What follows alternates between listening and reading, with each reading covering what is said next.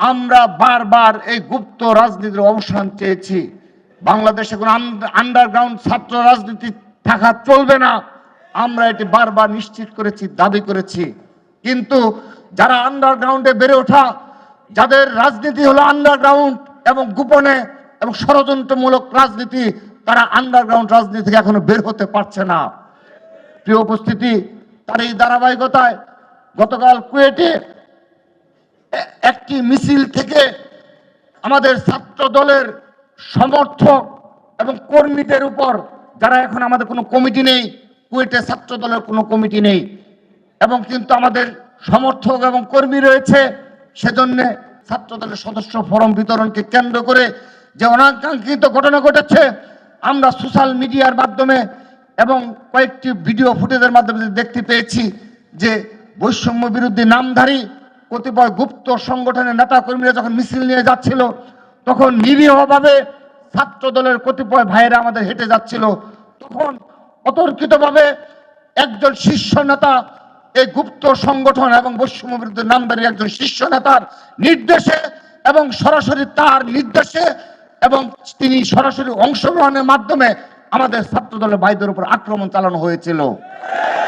আমরা সেখানে CC camera রয়েছে, আমরা সবগুলো সিসি ক্যামেরা ফুটেজ বিশ্লেষণের মাধ্যমে পুঙ্খানুপুঙ্খ তদন্তের দাবি করছি।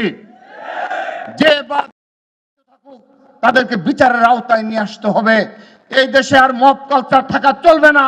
যখন ইচ্ছে হবে আক্রমণ করা হবে, সেই কালচার আমরা আর মানব না। আমরা সেখানে সিসি ক্যামেরা ফুটেজ রয়েছে, আমরা সেগুলো বিশ্লেষণ করে বিশ্ববিদ্যালয়ের প্রশাসন এবং আইন শৃঙ্খলা রক্ষাকারী বাহিনীকে বিনীতভাবে অনুরোধ করছি, আমরা ধৈর্য সহকারে এই পথ দিয়ে এসেছি। অনাকাঙ্ক্ষিত ঘটনা ঘটেছে, যার মাধ্যমে বৃহৎ সংঘর্ষের সূচনা হতে পারত, কিন্তু ছাত্রদল নীরবে নিবৃতে আমরা আমাদের ছাত্র রাজনীতি, নতুন ধারার ছাত্র রাজনীতি উপহার কল্পে ছাত্রদল নিরলস পরিশ্রম করে যাচ্ছে। এই আমার ছাত্রদলের মহানগরের ভাইরা, যারা ঢাকার যারা রাজধানীর বুকে সবচেয়ে বেশি জুলাই আগস্ট আন্দোলনে ভূমিকা পালন করেছে এবং বিগত ফ্যাসিস্টদের বিরুদ্ধে যারা সবচেয়ে বেশি লড়াই সংগ্রাম করেছে, যারা 15.5 বছর আমার এই ভাইরা, আমার এই মহানগর ছাত্র দলের ভাইরা, যারা একদিনও বাবা মার সাথে ঘুমাতে পারেনি, যাদের নামে শতাধিক মামলা রয়েছে, যার সহকর্মীরা গুমের শিকার হয়েছে, যার সহকর্মীরা শিকার হয়েছে, নির্যাতনের শিকার হয়েছে, স্বাভাবিক জীবন যাপন করতে পারে নাই, আমার এই মহানগর ছাত্র দলের ভাইরাই বাংলাদেশের নতুন প্রজন্মের মুক্তিযোদ্ধা। এবং এই মহানগর অস্বীকার করে এই জুলাই আগস্ট আন্দোলনের কোন ইতিহাস লেখা চলবে না। যদি কেউ লেখার চেষ্টা করে, আমি তাদেরকে অনুরোধ জানাচ্ছি, আপনারা 15.5 বছর এ ধরনের সুযোগ্য নেতৃত্বের জন্ম দিয়ে তারপর তাদের সম্মুখীন চেষ্টা করবেন।